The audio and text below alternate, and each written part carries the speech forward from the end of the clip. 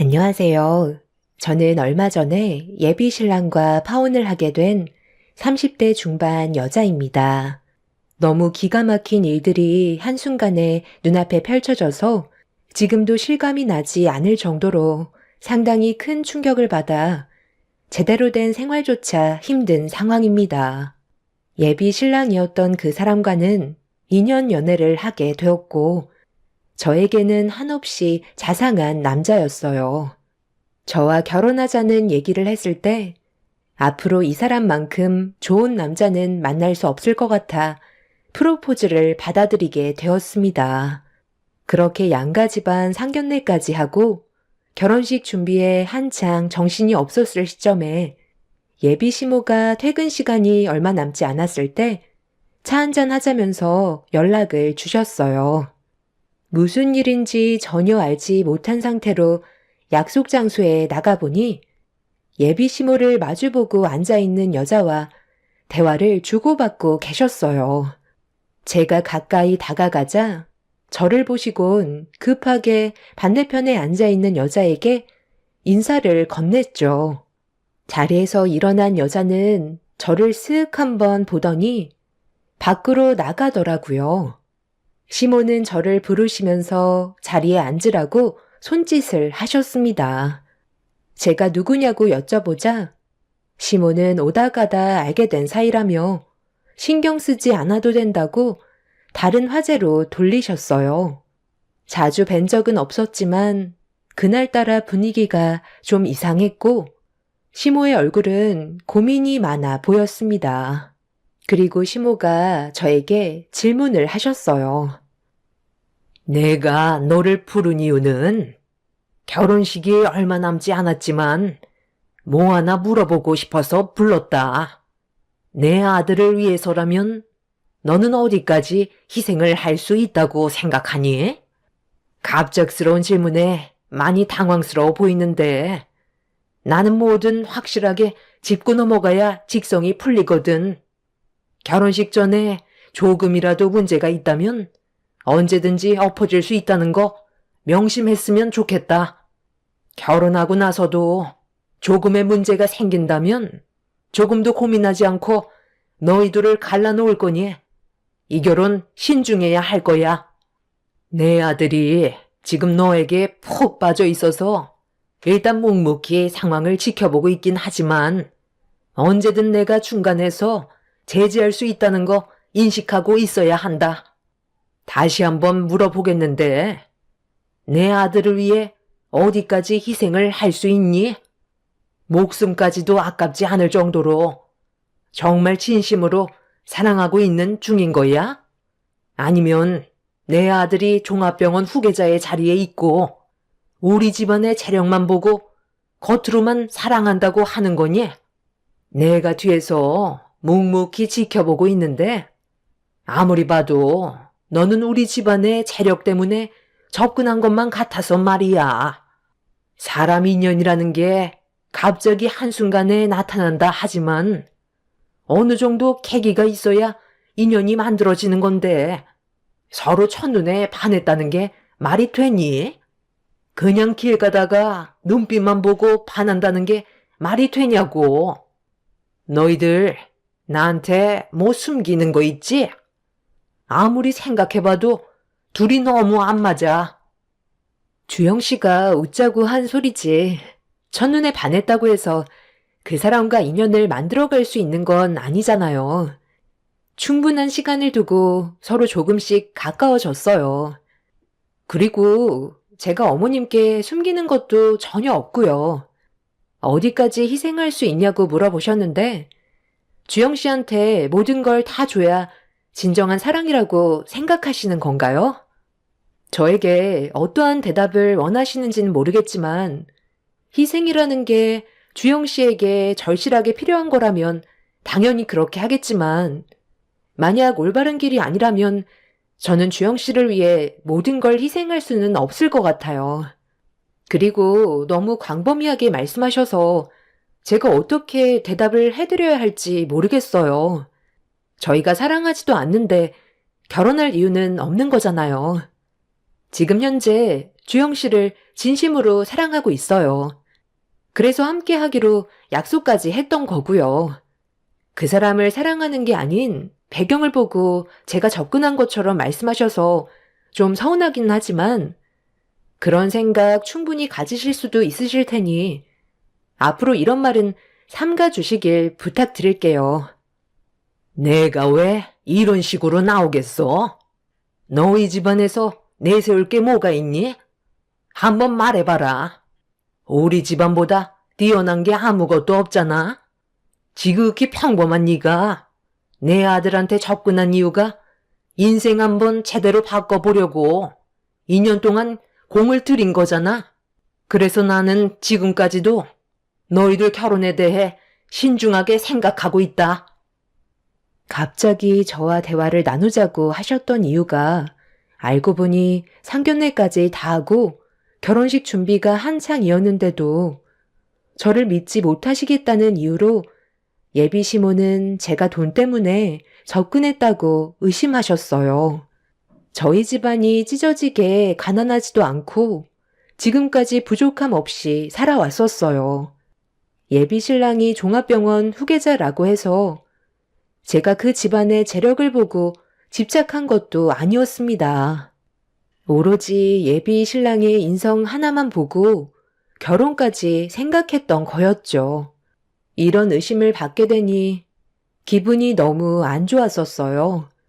아무리 예비 시댁 집안 쪽이 잘 산다 해도 저를 그런 시선으로 바라보고 있다는 건 저희 부모님까지 안 좋게 보고 계셨다는 건데 그런 생각을 하게 되니 그동안 예비 시모를 좋은 쪽으로 봐왔었는데 겉과 속이 다른 사람이라는 걸 알게 되자 그때부터 거리를 두는 게 좋을 것 같다고 판단했어요.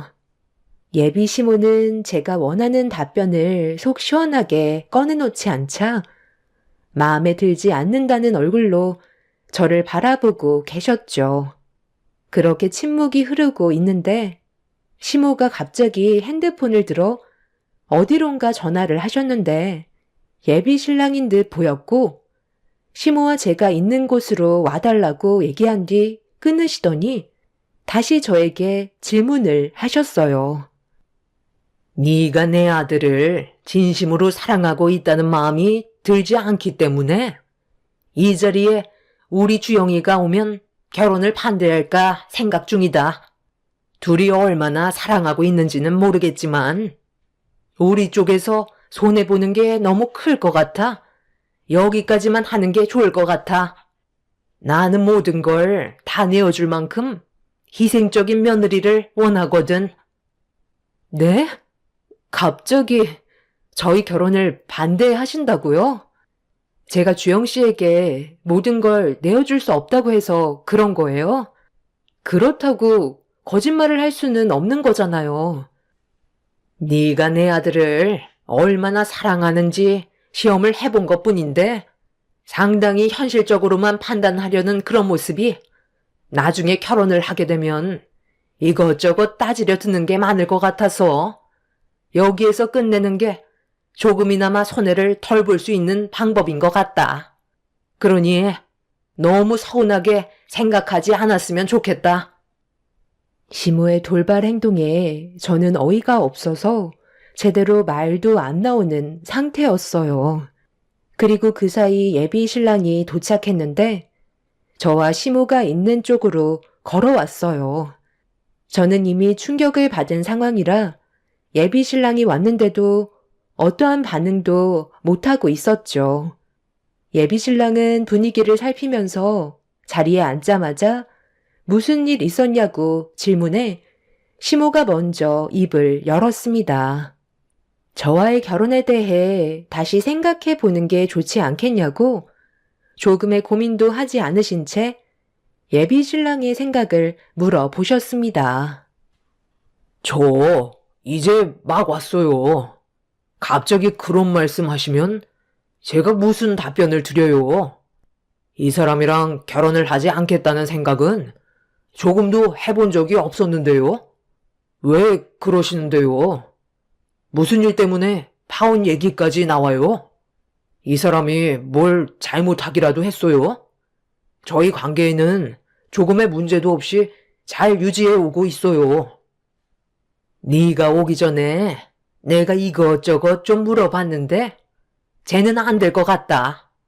무슨 일이 있더라도 평생을 함께해야 될 배우자라면 좋던 안 좋던 무조건 너를 믿고 따라가야 되는 게 맞는 건데 네가 잘못된 길을 걸어간다면 가차없이 등 돌리고 다른 남자를 알아보겠다고 하는데 내가 결혼 반대 안 하게 생겼니? 어머, 제가 언제 그렇게 얘기했어요. 그럼 주영 씨가 잘못된 길을 걷고 있는데도 뒤에서 밀어주라는 거예요? 저는 이 사람이 잘 되길 바라지 잘못되길 원하지 않는다고요. 그리고 제가 언제 다른 남자를 알아본다고 했어요. 그렇게 말한 적 단 한 번도 없었는데 왜 이 사람한테 거짓말까지 하시는 거예요? 갑자기 저한테 이러시는 이유가 뭐예요? 그게 그 얘기랑 같은 거지. 네가 내 아들과 결혼을 하려면 나에게 믿음을 줘야 하는데 만족한 답을 주지 않고 있잖아. 그러니까 여기까지만 하자는 거다. 엄마, 이 결혼은 제가 원해서 하는 거예요. 그리고 이런 식으로 나오시는 건 너무 억지 아니에요? 도대체 왜 그러시는 건데요? 솔직히 털어놔 보세요. 제가 그동안 살아오면서 봐온 엄마는 아무런 계획 없이 억지 부리시는 사람이 아니라는 거 잘 알고 있어요. 그러니까 왜 제가 이 사람과 헤어져야만 하는지 정확하게 알려주세요. 얼마 전까지만 해도 이 사람에 대해 칭찬을 늘어놓으셨으면서 갑자기 이렇게 나오시면 저희 둘 다 당황스럽죠. 결혼식 준비도 거의 다 끝났다고요. 나는 너랑 함께할 배우자가 조금도 부족하지 않았으면 좋겠다. 좀 더 잘난 여자를 만나길 원하는데 쟤는 너무 지극히 평범한 집안이잖아. 서로 좋은 감정만 있다고 해서 앞으로의 결혼 생활에 문제 없다는 보장이 어디 있어? 서로 보완해줄 무언가가 있어야 되는데 제가 너에게 무엇을 해줄 수 있냐는 거야. 꼭 뭘 해줘야만 되는 거예요? 저희 얼마나 잘났는데요.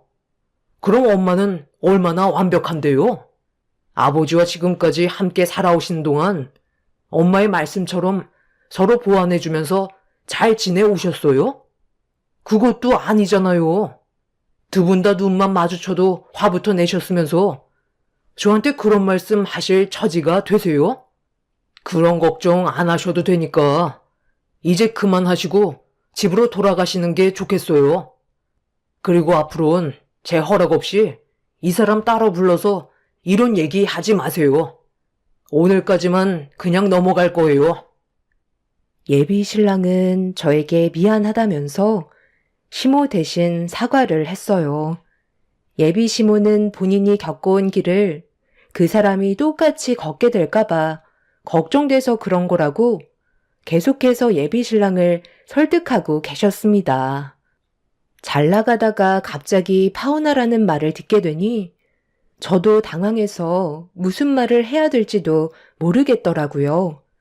예비 신랑은 더 이상의 분위기를 심각하게 만들지 않기 위해 시모를 일으켜 세운 뒤 저에겐 나중에 따로 연락 주겠다며 급하게 밖으로 나가 버렸습니다.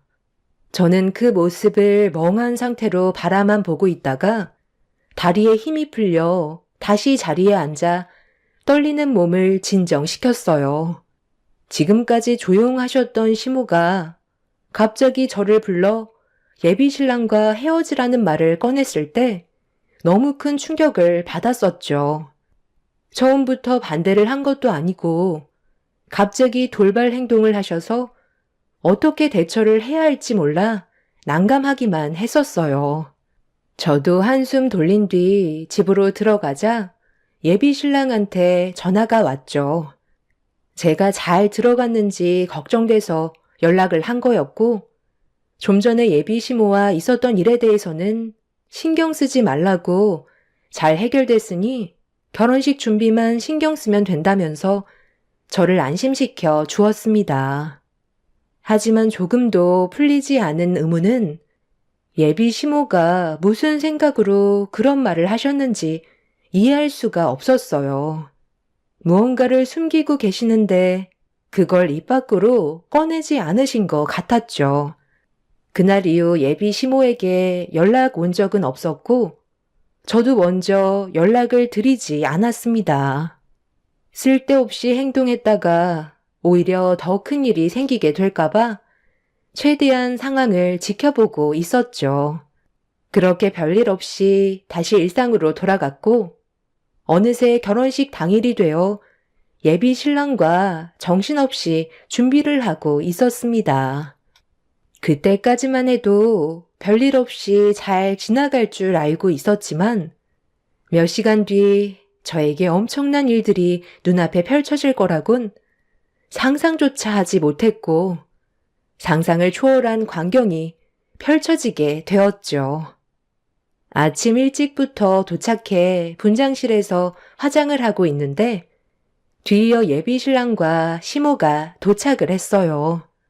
저를 보며 반갑게 웃어주는 예비 신랑과 다르게 시모는 무언가 불만이 있는 듯한 얼굴을 하고 계셨지만 시모도 자리로 돌아가 화장을 받으셨어요.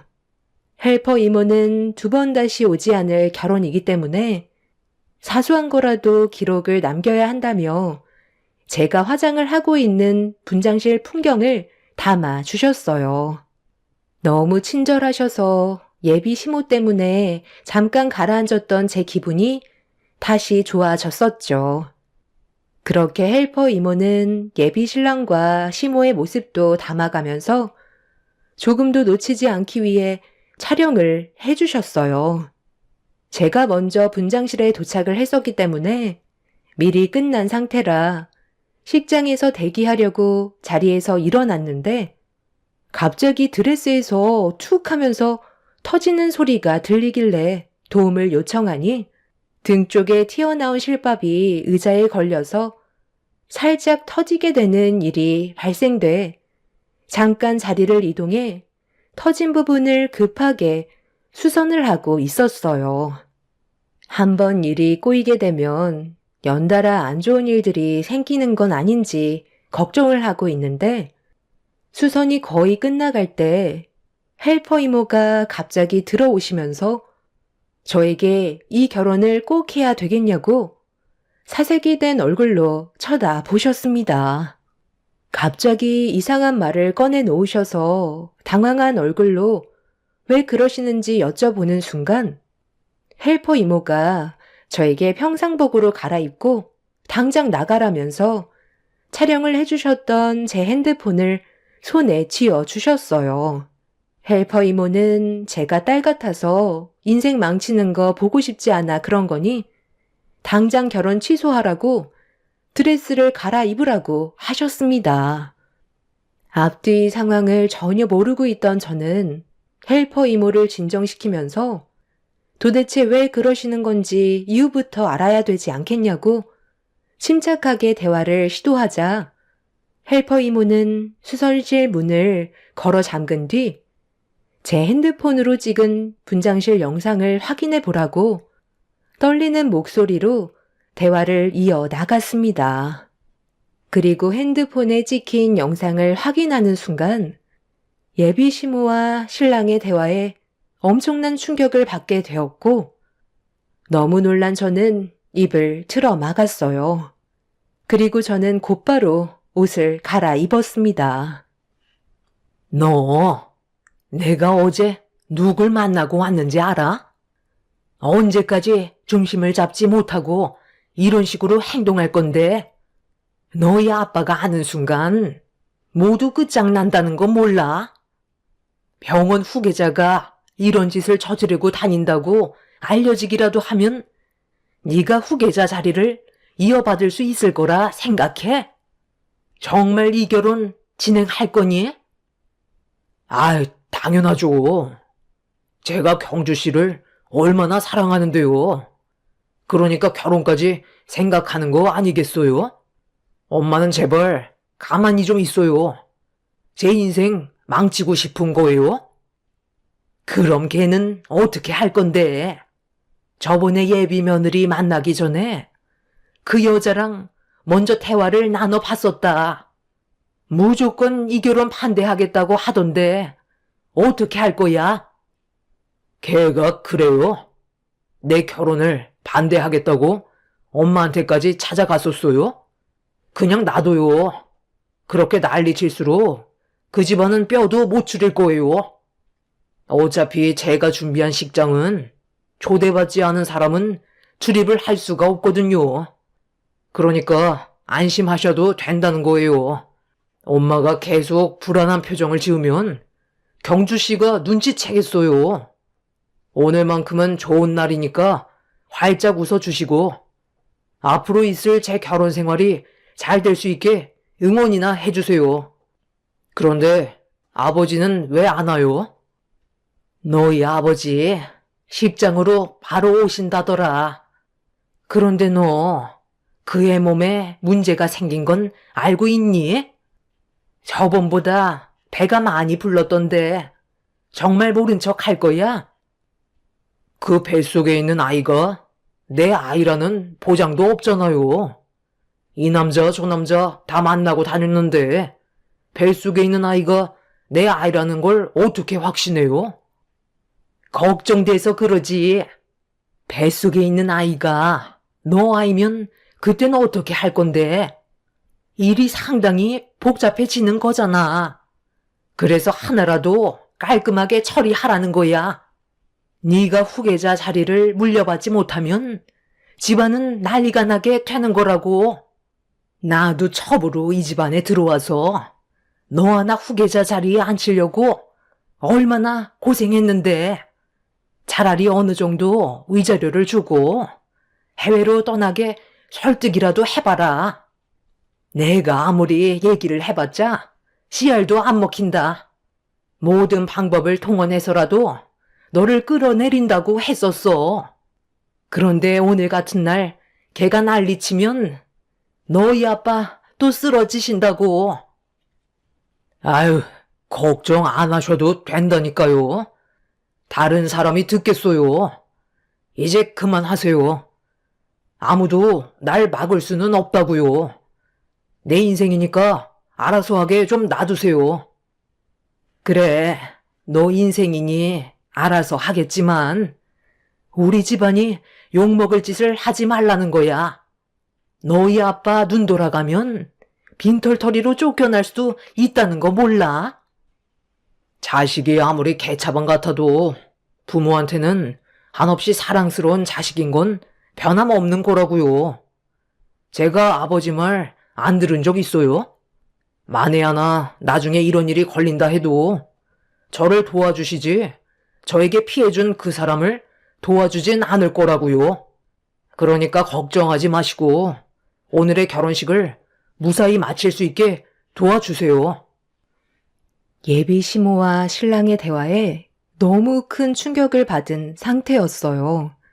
얼마 전에 시모가 저와 잠깐 대화를 나누자고 했을 때 마주보고 있던 여자가 예비 신랑과 만나고 있던 여자라는 걸 알 수 있었고 그 여자의 뱃속에 예비 신랑의 아이가 있다는 거에 엄청난 충격을 받았었죠.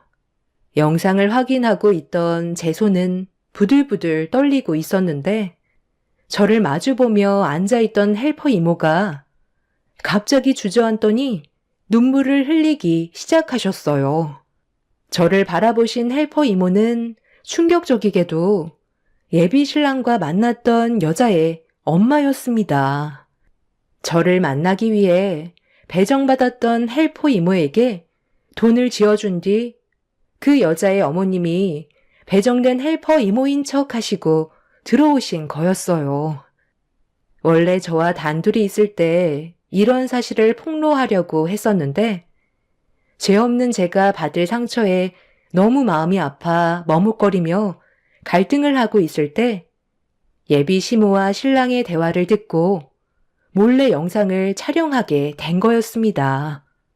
자기 딸이 예식장에 들어올 수 없으니 본인이 직접 식장에 들어가서 난리를 치고 싶었지만 제가 받을 상처가 너무 클 것 같아 본식 직전에 저에게 이런 사실을 털어놓으셨던 거였어요.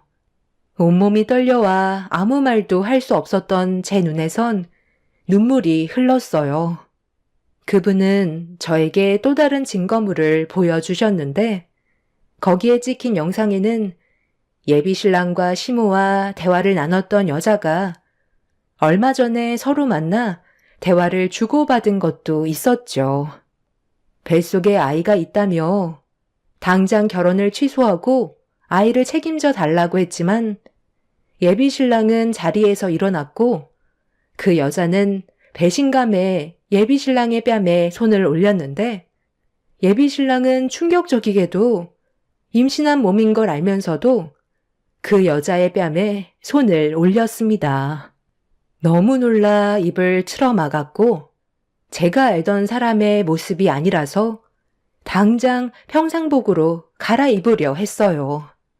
그런데 이대로 파혼하기에는 제가 받은 상처가 너무 커서 그냥 넘어갈 수가 없겠더라고요. 그래서 그 여자의 어머님께 모든 상황을 설명드린 뒤 계획을 변경하게 되었죠. 저는 예정대로 결혼식을 준비했고 모든 준비가 끝이 난 뒤 신부 대기실에 앉아 있었어요. 예비신랑은 그 여자의 어머니의 얼굴을 전혀 알지 못하고 있었죠. 결혼 얘기가 나오기도 전에 헤어짐을 통보받았던 이유는 뱃속에 아이가 생겼다는 이유 때문이었고 아이를 자기 인생의 걸림돌로 생각하고 있었어요. 저도 알지 못했던 그런 내용들로 인해 사람은 겉모습만 보고는 알 수 없다는 걸 확실하게 깨닫게 되었죠. 제가 받은 상처만큼 예비 신랑에게도 돌려주고 싶었어요.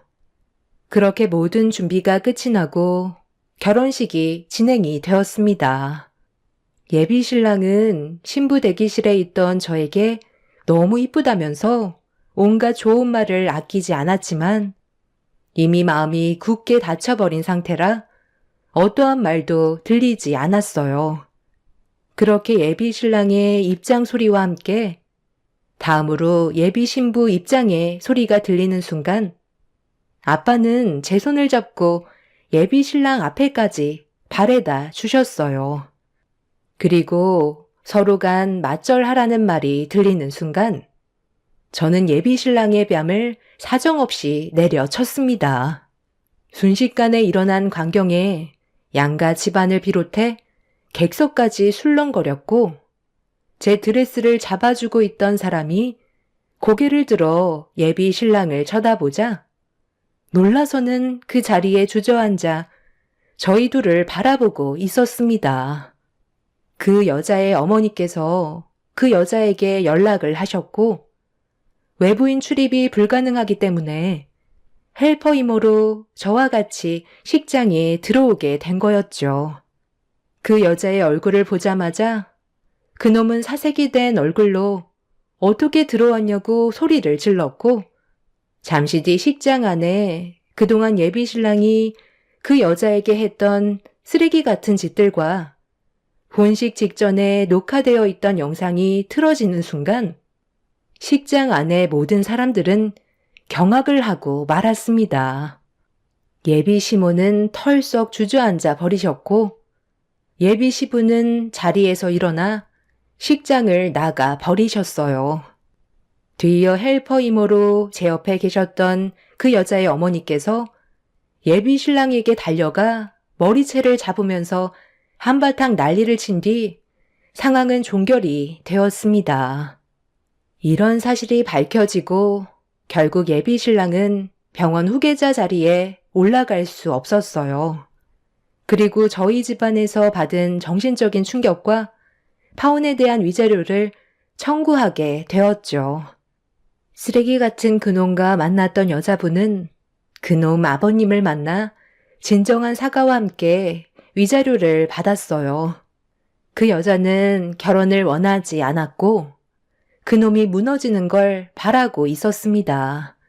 결국 이 문제로 인해 집에서 내쳐지게 되는 일이 벌어지게 된 거였죠. 지금 생각해봐도 너무 충격적인 일이었어요. 자기와 만나는 여자들을 아주 우습게 생각하고 있는 사람이라는 걸 확실하게 알 수 있던 거였죠. 하마터면 제 인생까지 망칠 뻔했던 걸 그 사람들이 구해준 거였습니다. 이래서 사람은 겉모습만 보고 판단하면 안 된다고 하나 봐요. 인생 경험했다 생각하고 앞으로 있게 될 일들에 대해서는 좀 더 신중해야 될 것 같습니다. 최근에 그놈의 소식을 접했는데 땡전 한 푼 없이 내쳐진 상황에서 또 다른 몇 명의 여자가 임신해서 찾아왔다는 말을 듣게 되었습니다. 만약 제가 결혼한 상태에서 이런 일이 터졌다거나 저까지 임신을 했었다면 앞으로 남아있을 인생은 너무나도 절망적이었겠죠. 여기에서 끝난 걸 천만다행으로 생각하려고요.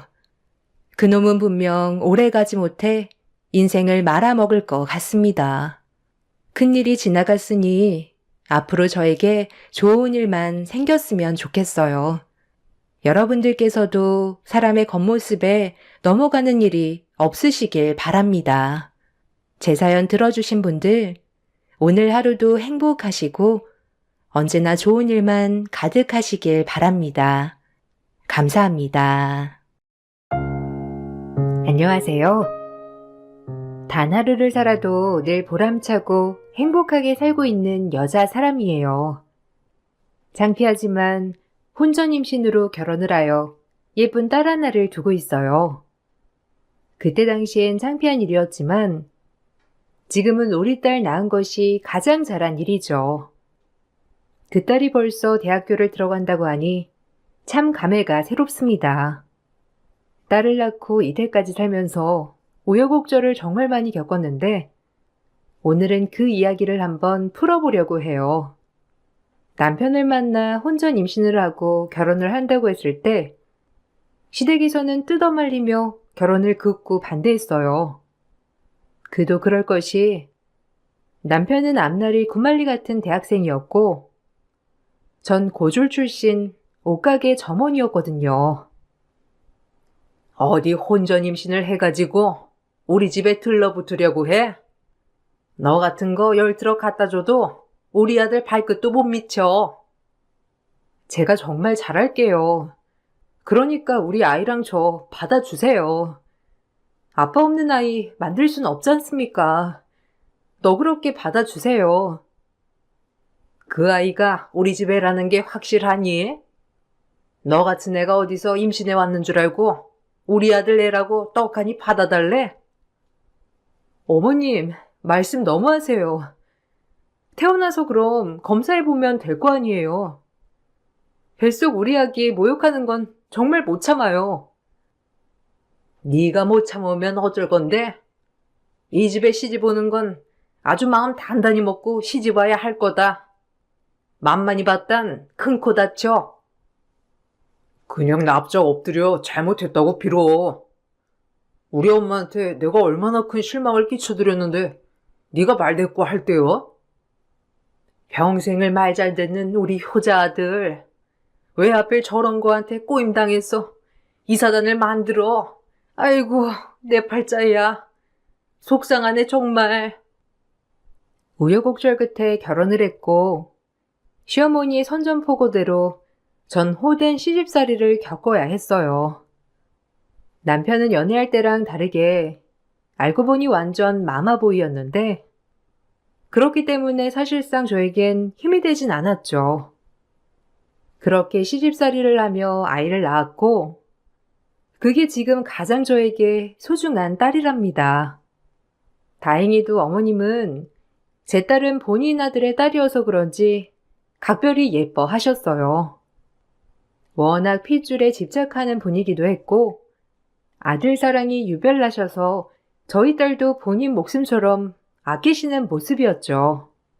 고되고 힘든 시집살이였지만 우리 딸이 이 집에서 사랑을 많이 받으며 자랄 수 있다고 하니 그것만으로도 버티는 힘이 되었고 제 과거를 회상하면 어려운 집의 맞이로 태어나서 사랑은커녕 억척스럽게 동생들만 돌보며 살아왔거든요. 그와 반대로 내 딸은 그래도 태어남과 동시에 함께 사랑받는 모습을 보니까 어리석게도 만족스럽다고 생각한 결혼 생활이었어요.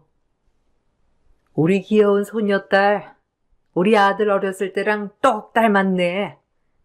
네 엄마는 아주 꼴 보기 싫은데 넌 어쩜 이리 예쁘니? 엄마가 그렇게 우리 은주 좋아해주니까 나도 기쁘네. 아빠는 어떠셔요? 아빠도 좋으시죠? 저희 집 첫 손주잖아요. 그래 뭐 마음에 드는 구석은 없다만 그래도 우리 손녀라고 하니 예쁘긴 하네. 너 어렸을 때 생각도 나고 그래도 애도 낳고 힘들었는데 잘해줘라. 우리가 아무리 마음에 안 들다고 해도 너 하나 믿고 시집 보낸데 나 몰라라 하면 되겠냐? 그나마 애라도 예쁘니 이 집구석에서 발붙일 수 있는 거지. 당신은 지금 그걸 말이라고 해요? 속 터지기 싫이? 저 역시 마찬가지로 윤주 아니었음 이 집에 있지도 않았어요. 이제 윤주도 태어났는데 어머님이랑도 다 풀고 지내고 싶어요. 풀고 말 게 뭐 있어? 그냥 내 아들 신세 망친 것만 생각하면 비가 거꾸로 솟는데 이웃들이 얼마나 수군대는지 몰라. 내가 너 하나 때문에 이런 모멸감을 느껴야겠니? 혼전 임신을 해도 애 상태를 봐가면서 만나야지. 어쩌다 저런 게, 에휴. 말씀 삼가주세요. 저라고 인태씨 뭐 다 마음에 드는 줄 아세요? 저도 귀한 딸입니다. 그러니까 모욕 주지 마시라고요. 엄마 말씀 틀린 것도 아닌데 뭘 그래. 네가 나 꼬신 거 맞잖아. 그러니까 그냥 죄송하다고 하고 납작 엎드리란 말이야. 당신 말 다 했어? 내가 꼬셔? 그래, 이제 와서 다 내 탓하고 싶겠지. 손뼉이 마주쳐야 소리 나지. 그냥 소리 나겠니? 손녀딸이 태어났지만 전 계속해서 천덕꾸러기였어요. 시집살이에 익숙해질 때쯤 도련님은 시어머니의 친구분의 딸과 선을 보고 결혼을 하게 되었어요. 직업은 공인 회계사였고 한국 최고 기업인 회계법인에 다니고 있다고 했죠. 딱 봐도 저와 스펙이 많이 차이나는 동서를 맞이한 시어머니는 그제야 집안 위상이 올라간다며 아주 행복해 하시더라고요. 동서가 들어온 후 어머님은 대놓고 저와 동서를 차별하기 시작했고 그 모습을 본 동서조차도 저를 업신여기며 무시했어요. 내 첫며느리가 너 같은 며느리를 보길 바랬는데 그래도 너라도 들어와서 내 면이 선다. 우리 집안에 저런 애가 가당키나 하니? 뭐 너도 차차 알게 되겠지만 네 형님 될 사람 뱃속에 애만 없었어도 절대 이 집안에 시집 오지 못했을 거야. 어머, 그럼 혼전 임신을 하신 거예요? 어머, 대단하다. 어떻게 보면 이 집에 들어오려고 작정하고 임신했을 수도 있겠네요. 누가 아니라니. 아마도 그럴 수도 있지. 지 주제에 이런 집안이 가당키나 해? 그래도 그나마 윤주가 우리 첫째 어렸을 때랑 얼마나 똑 닮았는지 그거 하나 생각하고 보는 거야. 윤주 아니었음 진작 소박 맞거나 이 집안에서 쫓겨났을 게다. 그러게요. 어머님께 서사를 들으니 그럴 만도 하겠네요. 어머님, 제가 옆에서 더 잘 할 테니까 노여움 푸셔요. 지금 저 들으라고 하시는 말씀이신 거죠? 전 그래도 어머님이랑 정말 잘 지내고 싶었는데 이렇게 새 식구가 들어오는 마당까지 절 못 잡아먹어서 안달이시네요. 정말 너무하세요. 저 그래도 이 집에 딸 낳고 어머님 아들이랑 살고 있는 사람이에요. 그래서 뭐 어쩌라는 거야? 마음에 안 들면 윤주 두고 이모만 나가면 될 거 아니야? 우리 아들은 세 장가 충분히까. 그러게요. 돌싱도 급이 있는데 아주버님 정도면 뭐 충분히 좋은 여자 만나서 새 출발할 수도 있을걸요? 형님 주제 파악하세요. 이 집에서 나가면 뭐가 있을 줄 아세요? 그냥 애 딸린 이혼녀 되는 거예요. 그러니까 어머님한테 잘하시라고요. 이 집안의 시집온 동서는 시어머니와 같은 족속이었죠. 없는 사람을 깔보고 무시하고 시어머니 시집살이만 있을 줄 알았는데 저에겐 동서 시집살이까지 추가가 된 것이에요. 시아버님도 절 마음에 안 들어 하셨지만 워낙 과묵한 분이시니 따로 말씀은 하지 않으셨어요. 처음엔 남편이 잘해주어 행복했지만 그나마 남편은 변해갔기 때문에 사실 낙은 딱히 없는 결혼 생활이었어요. 그러던 중 시어머니의 심부름으로 시아버지와 함께 시할머니 산소에 다녀오게 되는 날이 있었습니다. 앞날을 모르고 말이에요. 오늘 시할머니 산소 벌초 좀 갔다 와라. 나랑 둘째는 사교 모임 가야 하니까 시아버지 모시고 너라도 다녀와야지. 네가 벌초 해야지 누가 하니? 우리 집에서 한가한 사람이 너 말고 또 누가 있어? 아버님 잘 챙겨드리고 얼른 다녀오렴. 형님이 갈 만한 자리는 절대 아니라서요. 이해하죠? 뭐 눈치는 있으니까 이런데 낄끼빠빠는 하실 수 있잖아요. 딱 형님 패션에도 시할머니 벌초가 더 어울리겠어요. 안 그래요, 어머님? 제 말 기분 언짢으신 건 아니죠, 형님? 내가 언짢다고 하면 사과라도 하려고 그래? 동서가 하는 말 기분 나쁜 적은 한두 번이 아니지. 기분 많이 나쁘네. 그래도 이 집 며느리로서 어머님이 시키는 건 할게요. 동서도 내가 아무리 만만하다고 해도 말 조심 좀 해줘. 말은 가리란 말이야. 얘가 뭐 틀린 말 했냐? 어서 갔다 와, 늦기 전에. 이런 거라도 해야 네가 이 집에 붙어 있는 거야. 내 말 명심해라. 아버님은 팔도 아프시고 하니 네가 벌초해야 할 거야. 우리 집에 그런 거 할 사람이 너밖에 더 있니? 그리고 더우니까 윤주는 집에 두고 가. 우리 손녀딸 탁이라도 하면 어쩐다니? 이는 무슨 갑자기 벌초를 간다고 해서 사람을 걱정하게 만들어. 시어머니의 명령으로 전 시아버지와 시할머니 벌초를 가게 되었는데 저를 마음에 안 들어하는 시아버지셨지만 그래도 저에게 대놓고 싫은 내색이나 막말을 하신 적은 없는 분이었죠. 조용히 벌초를 가는 차 안에서 아버님은 처음으로 저에게 뭘 제일 하고 싶냐고 물으시더라고요.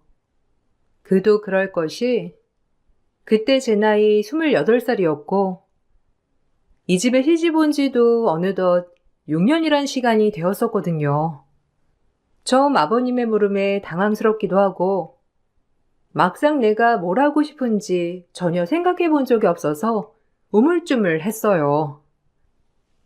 딱히 아직까지 뭘 생각해 본 적은 없지만 그래도 예전에 생각했던 꿈은 장사를 한번 해보고 싶다곤 생각했어요.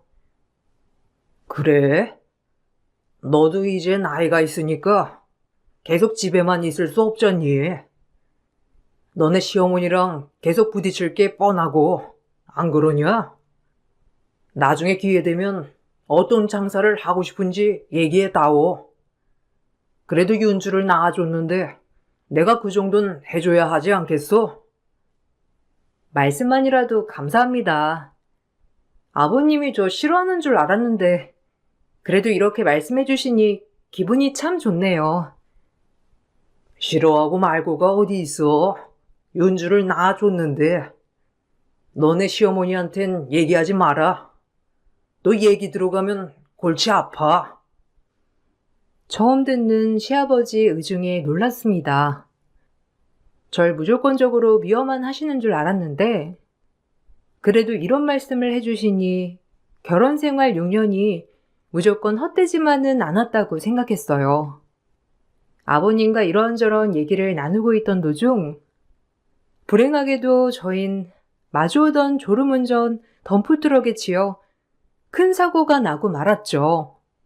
그 자리에서 운전기사님은 사망을 했고 다행히 저와 시아버진 목숨을 건질 수 있었어요.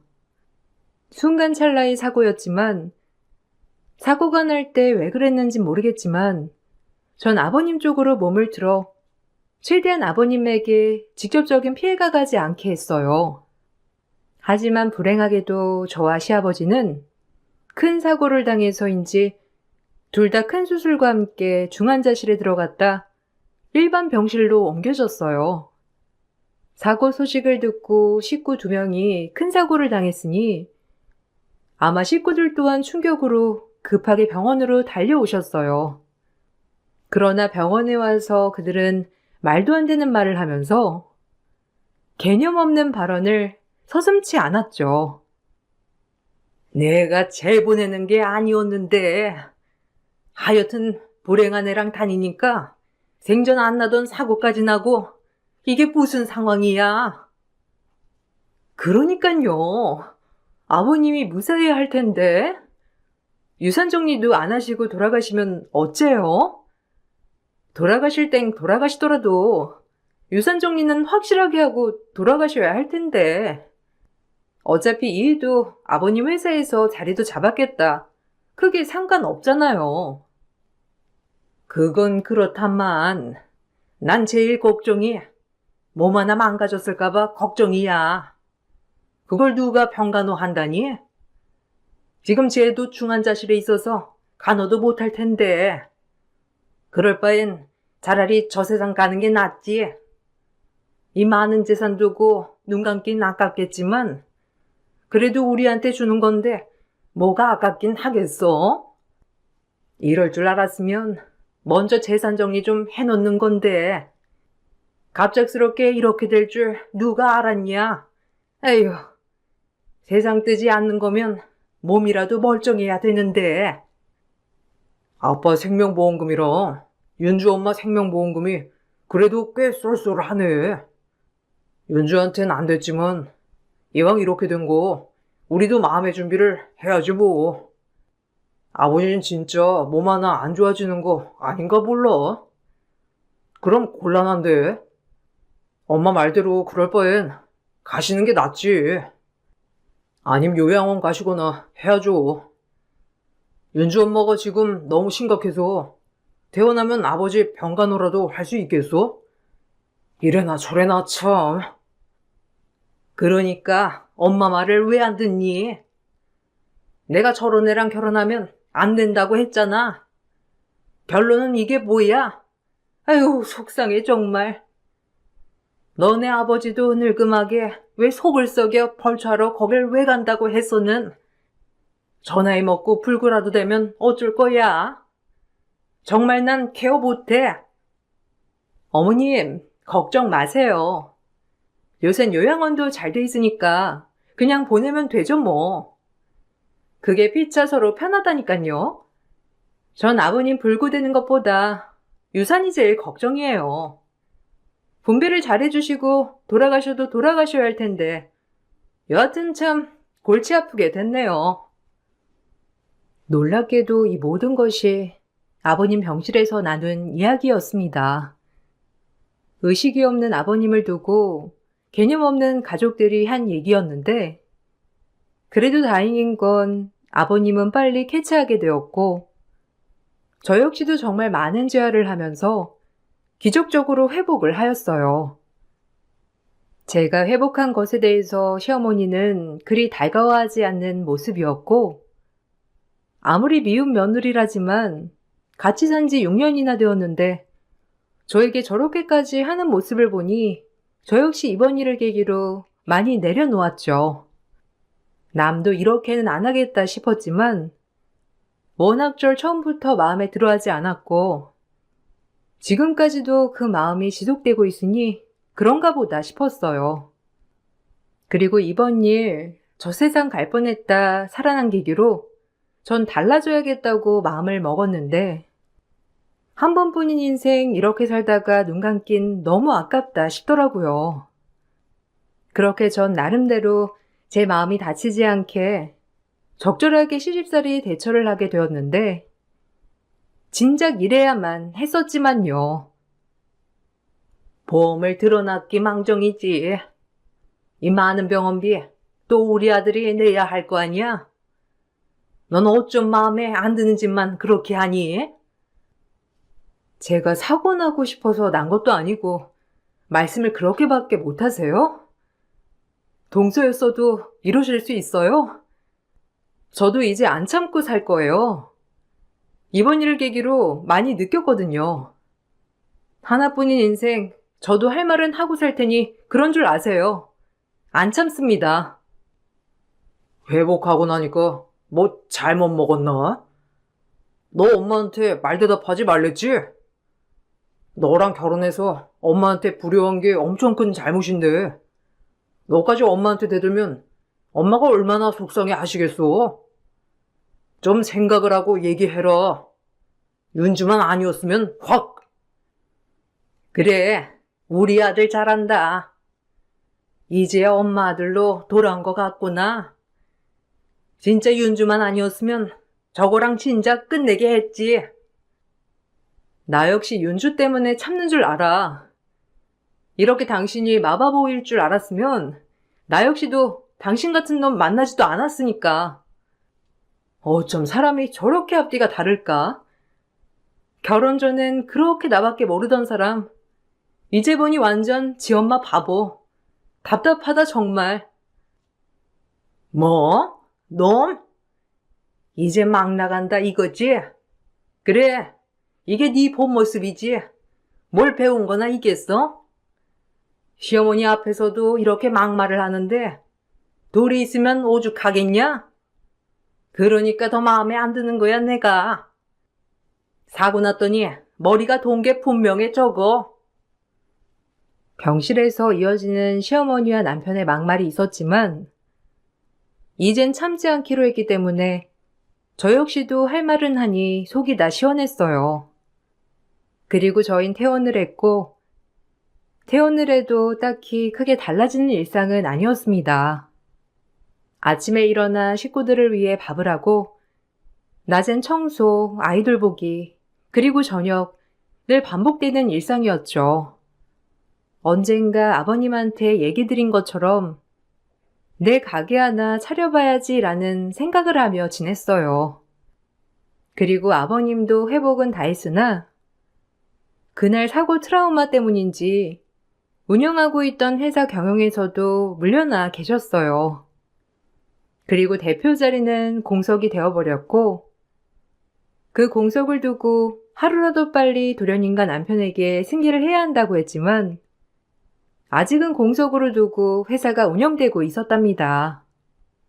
그리고 동서네가 놀러오는 주말이 되었는데 거의 일주일에 한 번씩 동서네 식구들은 집에 와서 밥을 먹었기 때문에 일주일에 한 번은 시어머니 시집살이와 동서 시집살이를 하는 날이 돌아온 거예요.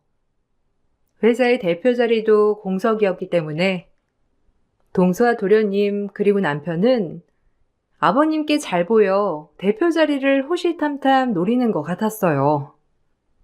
내 남편이었지만 참 이런 모습을 볼 때면 어쩜 저렇게 사람이 속물 같을까 싶은 마음이었어요. 어머, 형님, 살이 좀 찌셨네요. 능력도 없는데 외모까지 안 꾸미면 이 집에서 소망 맞아요. 너무 볼 게 없잖아요.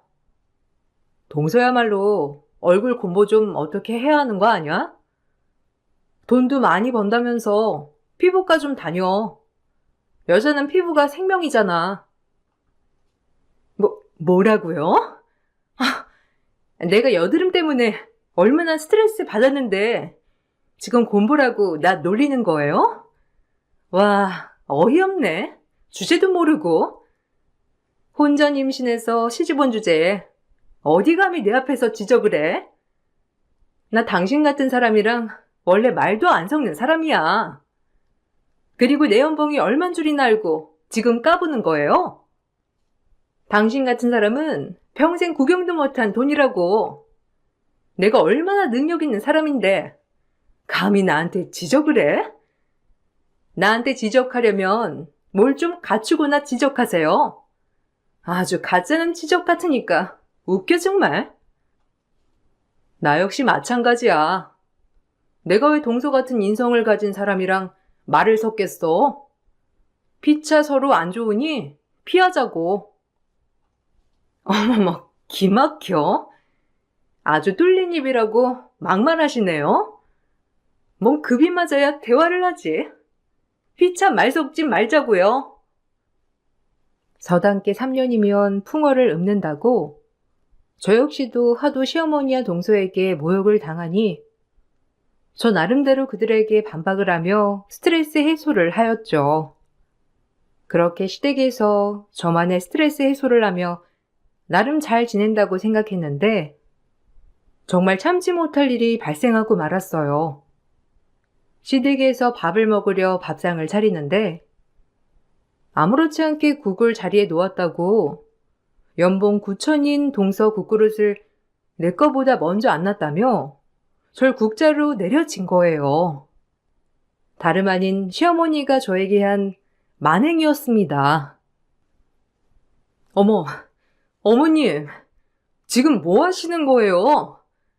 국자로 지금 뭐 하신 거냐고요? 하다 이제 모려까지 쓰시는 거예요? 어머님, 역시 나이스샷. 형님, 경제활동을 안 해서 서열 모르죠? 어떻게 제 국보다 형님 국을 먼저 올려요? 그러니 어머님한테 국자 스매싱이 나가지. 우리 집은 철저한 서열사에 모르셨어요? 형님은 윤주 다음이에요. 얼른 국 바꿔요. 못 배웠다고 입이 닳도록 말했건만 어쩜 이리 못 배웠어? 네 국이 먼저 올라가는 게 가당키나 하냐? 네가 나이만 많지 쟤보다 나은 게 뭐가 있어서 국을 먼저 올려? 네가 돈을 벌어오기래 아니면 뭐 학벌이 좋아서 내 어깨를 으쓱하게 하기래. 그저 밥순이처럼 집에서 밥만 축내는 게 어디서 손 있 사람 행세야? 나이만 많은 게.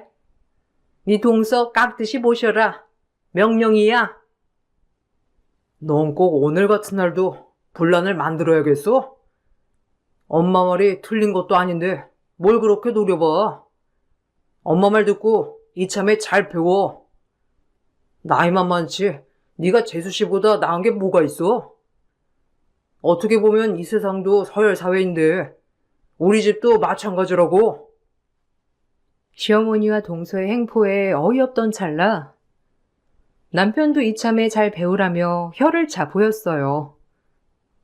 그 모습을 보니 참는데 한계가 왔고 원래도 황당한 소리를 잘하는 이 집 식구들이었지만 하다하다 이제 연봉으로도 서열을 나누는 시어머니와 이 집 식구들을 보니 그래 돈으로 저울질하는 너희한테 본때를 보여줄게 라는 마음으로 참교육 들어갔습니다. 제가 들어간 참교육은 다름 아닌 동서집과 시댁집을 싹 다 급처분하는 거였죠. 전 그 길로 집을 뛰쳐나가 부동산에 집 매물을 다 내놓았어요. 이게 어떻게 된 일이냐고요? 아버님은 재산이 많으신 분이었는데 대대로 땅을 많이 물려받아 땅을 매매하여 지금의 회사도 재산도 다 축적을 한 것이었죠. 저희가 사고가 나고 중환자실에서 이제 정신을 차려 일반실로 돌아왔을 때 아버님 앞에서 식구들이 한 얘기에 아버님은 굉장한 충격을 받으셨어요. 사고가 난 아버님을 걱정하기는커녕 불구가 되면 어떠냐는 둥 재산을 먼저 분배했어야 하는 둥 사실 아버님은 그날 의식이 없으신 게 아니라 눈을 감고 모든 이야기를 다 듣고 계셨던 거죠.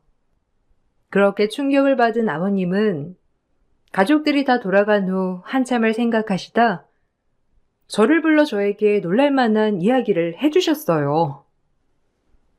다 부질없구나. 잘 살아왔다고 생각했는데 내 식구들은 내 몸보다 그저 내가 가지고 있는 돈만 욕심내. 그것도 모자라서 혹여나 내가 몸이 아파질까봐 본인들 뒷생각만 하는 모습을 보니 내가 인생을 헛산 것 같이 마음이 헛헛해. 아버님, 너무 마음 쓰지 마셔요. 지금 가족들도 갑작스럽게 일이 이렇게 되니까 가장 이성적인 판단을 하는 게 아닐까요? 내가 너한테 따로 잘해준 것도 없는데 그날 사고 났을 때 몸을 날려 날 먼저 구하려고 했지. 사고가 나서 충격을 받았지만 그 기억이 참 선명하구나. 너같이 착한 애를 며느리로 두고 그동안 따뜻한 말 한마디 못 해준 게 너무 미안해. 아니에요. 그냥 저도 모르게 반사적으로 그렇게 된 거여서. 저 역시 뭐 아버님한테 따로 잘해드리거나 한 거 있나요? 마음의 부담 덜으시고 앞으로 더 잘 지내면 되죠. 전 그거면 되어요. 우리 병원에서 나가면 재활도 열심히 하고 건강해져요. 많이 생각해 봤는데 지금 내가 가지고 있는 재산 일부를 너한테 증여할 생각이야. 내 목숨을 구해주려고까지 했는데 내가 이렇게 못할 게 뭐가 있겠어. 그러니까 부담 갖지 말고 증여 받아. 그리고 너도 하고 싶은 거 하면서 살아. 아버님은 저에게 일부 재산을 증여해 주었고, 그것이 아버님 명의로 되어 있는 동선의 집과 어머님이 살고 계신 집이었어요. 한사코 받지 않으려고 했지만 아버님은 제 마음이 예쁘다며 주셨습니다. 어차피 별채를 따로 갖고 계신 아버님이었기 때문에 값이 많이 나가는 집 2채를 저에게 증여해 주신 거예요.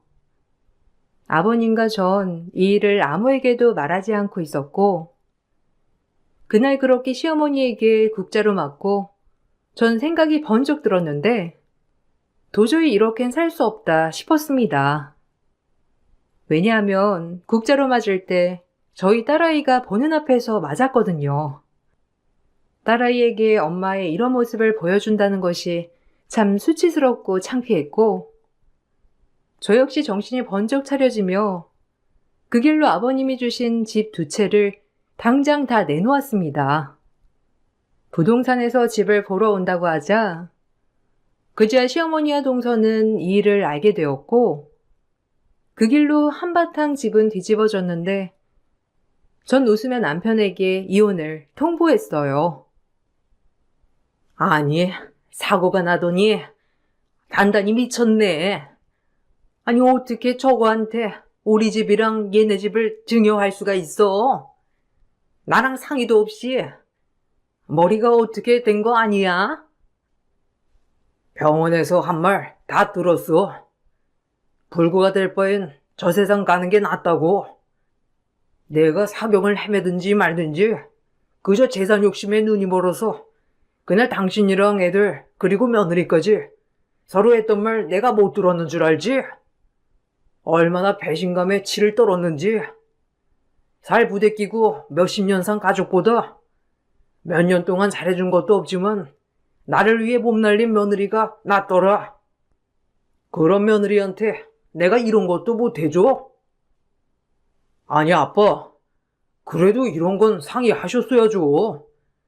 아무리 윤주 엄마라지만 그래도 제 이름으로 해주셔야지.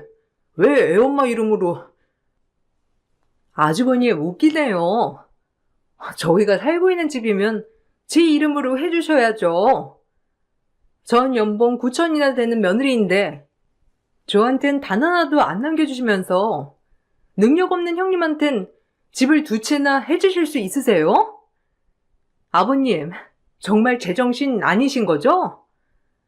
아니면 형님이 아버님한테 뭘 어떻게 했길래 집을 2채나 주신 거예요? 다 아버님 때문에 벌어진 일이니 저희 집 하나 다시 해주세요. 입 다물지 못해? 너 같은 것들을 자식들이라고. 다 나가라. 이젠 안 보고 살련다. 그놈의 돈. 내가 돈이 없으면 너희한테 금방이라도 버림받겠지? 돈 얘기할 거면 다시 나 찾아오지도 마라. 당신이랑도 그만 살고 싶으니까 이혼하자고. 아주 소름이 돋네요.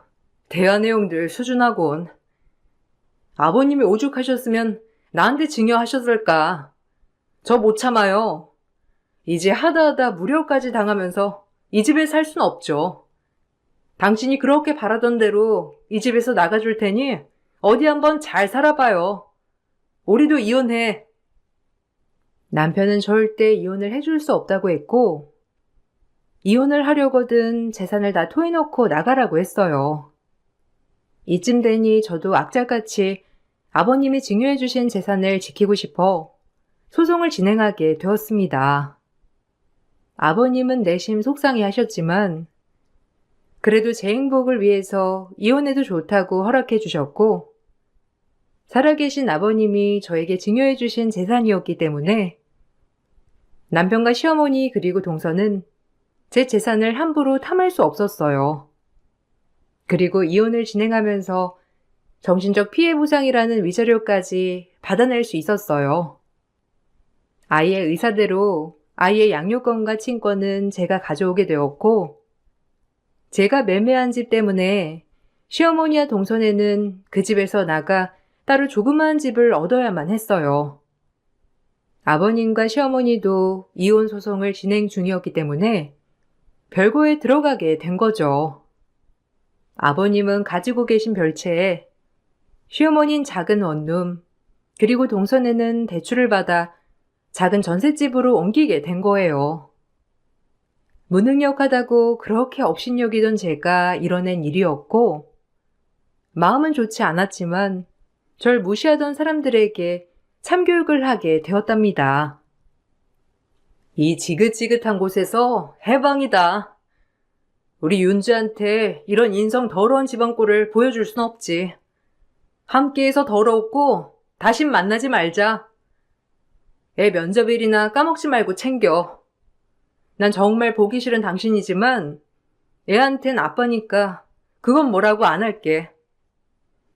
아유, 아버진 어쩌다 아까운 집 두 채를 이 여자한테. 네가 한 게 뭐가 있다고 받을 만한 가치가 돼? 양심 없는 것 같으니라고. 양심은 네가 없지. 그렇게 잘해준다고 꼬실 땐 언제고. 잡은 물고기라고 네가 해준 게 뭐가 있니? 나한테 힘이 되기래, 도움이 되기래. 오히려 시집살이에 분란을 만든 건 너야. 다음 만날 여자한텐 그러지 말아라. 아, 아버님이 한 푼도 안 줬으니 널 만날 여자가 있을까?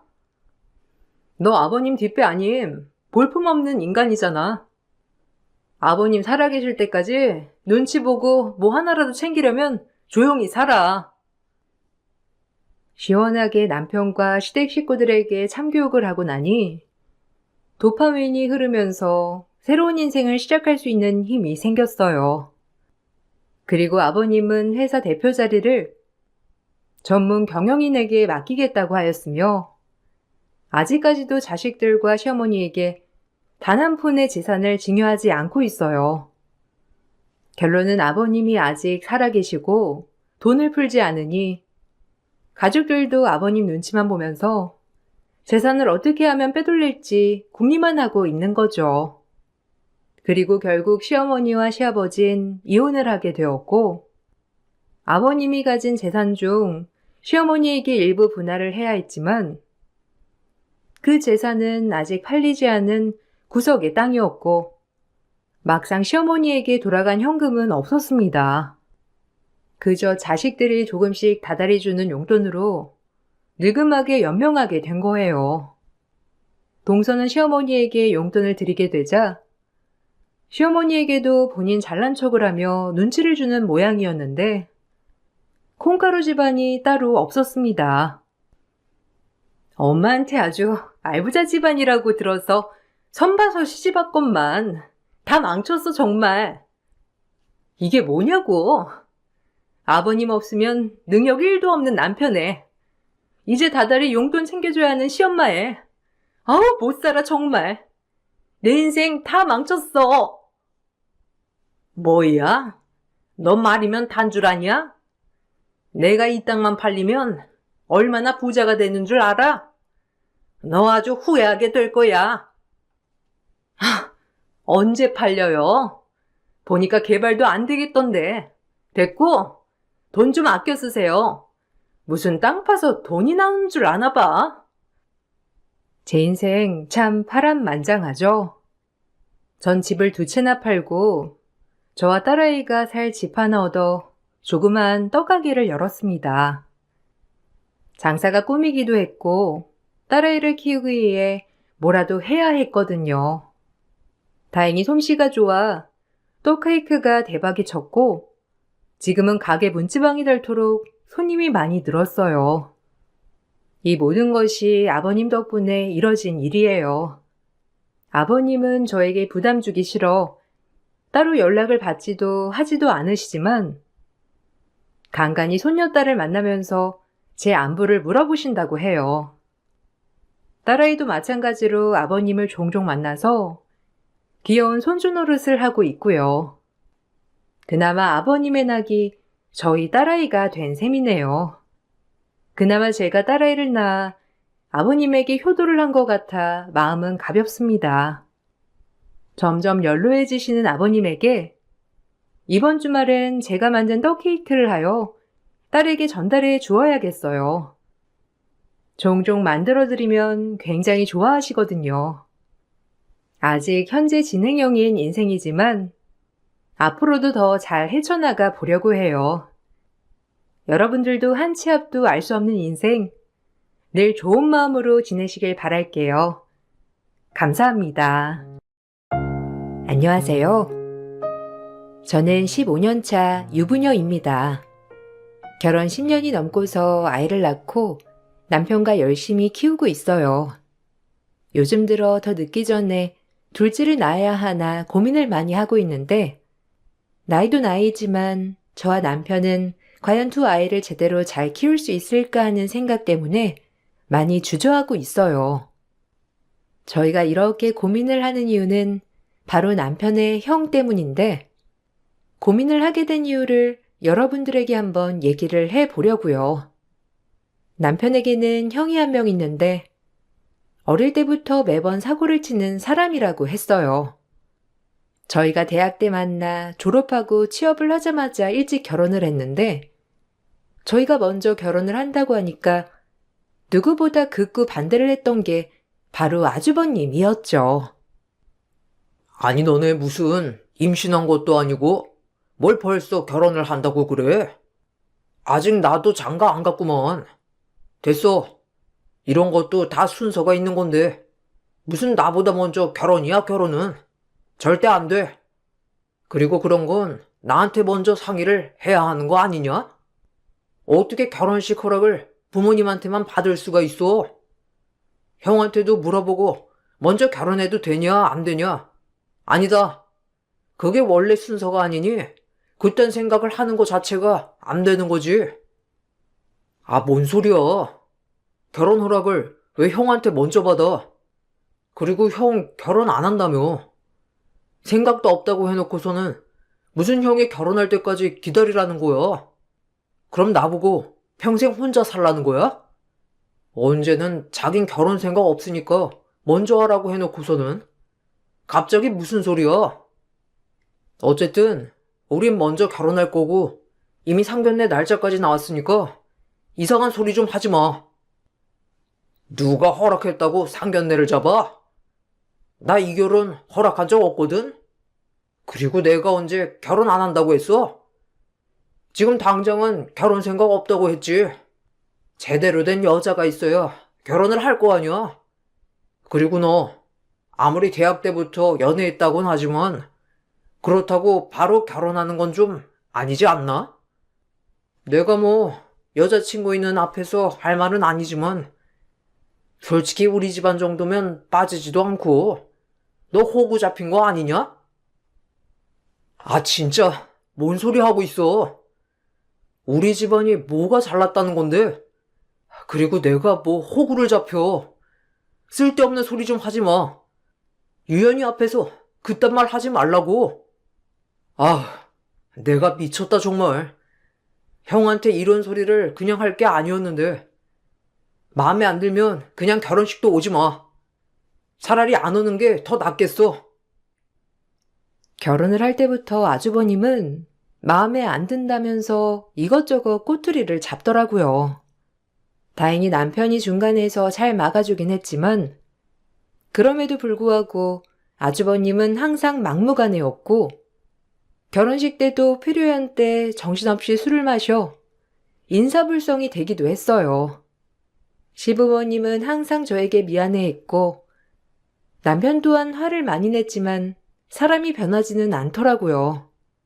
결혼하고선 아예 더 편하게 말을 하기 시작했어요. 재수씨, 아무리 결혼을 저보다 일찍 했다곤 하지만 내가 결혼은 양보했으니 아이는 내가 먼저 낳아야 하는 거 알죠? 이런 것도 다 순서가 있는 건데 어떻게 된 게 결혼을 형보다 먼저 할 생각을 해요? 아무튼 내가 마음이 넓어서 그건 이해하고 넘어갔으니 망정이지. 하여튼간 결혼은 그렇다 치더라도 아이는 꼭 내가 먼저 낳는 걸로 하자고요. 결혼이나 하고 말을 거네. 그리고 우리 아직 아이 계획은 없으니까 제발 우리 자녀 계획하기 전에 결혼이나 하라고. 그리고 그걸 왜 와이프한테 말해? 요즘에 누가 먼저고 나중이고 그런 게 어디 있어. 조선시대도 아니고. 진짜 이상한 말 좀 하지 말라니까? 형 그렇게 따지면 뭐든 형이 먼저 해야 하는 거 아니야? 꼭 형한테 불리한 건 나중에 하겠다고 하면서 이런 건 꼭 순서 따지더라. 야, 집안에 순리라는 게 있는 거야. 꼭 조선시대에서만 이런 게 있는 줄 아냐? 재수씨, 알겠죠? 다른 건 몰라도 아이는 먼저 나오면 안 되는 거예요. 혹시 생기더라도 우리는 순서를 지키는 집안이니까 아쉽지만 뭐 어쩔 수 없지. 그런 불상사 생기지 않게 미리 조심조심 하자고요. 요즘 뭐 그런 것도 있더구먼. 여자가 임신 안 되게 하는 피임기구? 이런 것도 있던데. 재수씨 간단하니까 그런 거 하면 되지 않나? 네? 지금 저보고 피임기구를 하라는 거예요? 아주버님, 아무리 그래도 그런 걸 저한테 말하는 건 좀 저희가 알아서 할게요. 아까 남편이 말했다시피 아직은 아이 가질 계획도 없고요. 제가 아주버님한테 이런 식으로 말을 들을 이유도 없는 것 같아요. 아이, 재수씨 좀 예민하네. 내가 뭐 재수씨한테 빔 그거 해라 말라 하는 게 아니라 조심하자는 거죠. 나야 뭐 조심할 건 없지만 재수씨랑 동생은 좀 조심해야 하지 않겠어요? 나한테 미안할 텐데 먼저 결혼해가지고 임신도 먼저 하면 아랫대에서 서열이 틀어지지 않겠어요? 서열 운운하는 남편의 집안은 그렇다고 아주 보수적인 집안도 아니었어요. 그렇게 따지면 아주버님은 여러 번 재수하느라 남편이 먼저 대학도 갔고 군대도 먼저 갔다 왔고 심지어 취업도 먼저 했는데 그건 또 순서대로 안 했다고 한 것도 아니었죠. 더군다나 집에서 조용히 생활하는 사람이었으면 이렇게 불만이 많지도 않았을 것 같은데 어느 날은 남편이 저한테 조용히 얘기를 꺼내더라고요. 아, 여보. 일단 당신만 알고 있어. 나도 아까야 알았는데 도저히 이건 나 혼자서 해결할 수 있는 건 아닌 것 같아서. 형 지금 경찰 조사 받고 있대. 인터넷 노름하다가 적발돼서 조사받는데 뭐 다행인지 뭔지 징역은 안 받는다고 하는데 돈이 없다고. 얼마 나올지는 모르겠다고 하더라고. 부모님한테는 절대 말하면 안 된다고 하는데 어떻게 하지? 뭐? 지금 뭐라고 했어? 노름? 저번에도 무슨 친구들이랑 술자리에서 내기하다가 싸움 나서 경찰서 갔다 왔다더니만 이번에는 뭐? 노름? 진짜 당신 형이지만 정말 가지가지 하신다 정말. 뭘 어떡해. 어머님 아버님도 결국에는 아시는 거 아니야? 아니 부모님한테도 밝히지 못할 일을 왜 굳이 하는 거야? 정말 이해가 안 되네. 아, 그러니까. 나도 답답하네. 어쨌든 엄마 아빠 아시면 난리 날 거고 어떻게 하지? 형은 나중에 자기가 벌어서 갚겠다면서 이번만 빌려달라고 하는데 진짜 갚을지도 모르겠고 뭐 어떻게 할지는 모르겠네. 당신한테도 미안하고 형이 자꾸 사고 쳐가지고 당신까지 신경 쓰게 하는 것 같아서 미안해. 내가 이번에는 형이랑 잘 얘기해서 정신 차리라고 할게. 당신이 잘 생각해서 선택해. 난 뭐라고 할 말이 없어. 어차피 뭐 아주버님이 내 얘기 들을 것도 아니고 솔직히 당신이 말한다고 해서 들을 사람도 아니고 어쨌든 그래도 이번에는 경찰 조사까지 받아서 벌금도 나온다고 하니까 뭐 정신이라도 차리시겠지. 아주버님은 한탕주의였는데 항상 노름과 내기를 일삼으면서 각종 분란을 일으키곤 했었죠. 그러면서 직장도 이것저것 전전하며 1년 이상을 다니지 않으셨고 한 번 직장을 쉴 땐 6개월 이상 쉬기도 했어요. 반면 남편은 늘 한결같이 성실하고 꾸준한 사람이었는데 직장도 졸업 후 다닌 직장을 10년 이상 꾸준히 다녔죠. 워낙 두 사람 성향이 달랐는데 남편은 그래도 아주버님의 인생이라 존중해줬지만 아주버님은 아니셨어요. 야, 너는 왜 그렇게 미친 듯이 회사에 목숨을 걸어? 어차피 그만두면 남되는 회사를 그렇게 열정을 쏟아서 하고 싶어? 네가 열심히 한다고 해서 뭐 월급을 더 주기라냐? 승진을 빨리 해주기라냐? 결국에는 꼴랑 월급 조금 받으면서 일할 거면서 무슨 야근이니 뭐니 하면서 일을 해? 참. 그러지 말고 내가 좋은 소스 줄 테니까 우리 투자 같이 한번 해보는 건 어때? 난 투자는 별로야. 내 스타일도 아니고. 그리고 난 회사 좋아해. 우리 회사에서 일하는 것도 재미있어. 그리고 내가 열심히 하는 거에 대한 보상이 없긴 왜 없어. 나중에 성과급으로도 나오고 승진할 때도 다 참고해서 승진하는 건데 주변에서는 그래도 내 승진이 빠른 편이라고 다들 칭찬하는데 형만 그런다니까? 그러고 보니 형은 이번에 면접 갔던 곳에서 출근하라고 한 거 아니었어? 아, 거기? 월급이 고작 그 정도로 뭘 하겠냐? 차라리 투자해가지고 한 번에 연봉 받는 게 낫지. 아침 9시까지 출근하고 야근도 많다고 하는데 나 그런 곳에서 일 못하는 거 알잖냐. 재수씨가 우리 종수한테 뭐라고 하는 거 아니에요? 애도 좀 쉬고 싶은데 재수씨가 하도 뭐라고 하니까 직장에 짱 박혀 있는 거 아닌가? 제가요? 제가 그러라고 해서 그럴 사람도 아닐 뿐더러 남편은 자기 회사 얼마나 애정 갖고 일하는데요. 아주버님은 남편 보면 대단하다고 생각은 안 드세요? 저도 이직해서 그런가 한 직장에 이렇게 계속 오래 근무하는 거 보면 남편 대단하다고 생각 드는데. 대단하긴 미련한 거죠 뭐. 저렇게 열심히 해가지고 뭐 누가 사장이라도 시켜준대요? 그냥 미련한 거지. 월급 주는 만큼 대충 일하다가 눈치 보고 그만두고 그러면 되는 걸. 쟤는 쓸데없이 저런 거에 집착하는 거죠 뭐. 지가 좋다는데 어쩌겠어요? 재수씨라도 뭐 투자 생각 있으면 할래요? 하긴 종수나 재수씨나 배포가 콩알만 해서 투자는 못하죠? 직장도 안정적이지 않았고 그렇다고 모아둔 돈도 없었지만 아주버님은 저희가 결혼한 이후부터 결혼에 대한 의지를 불태우시더라고요.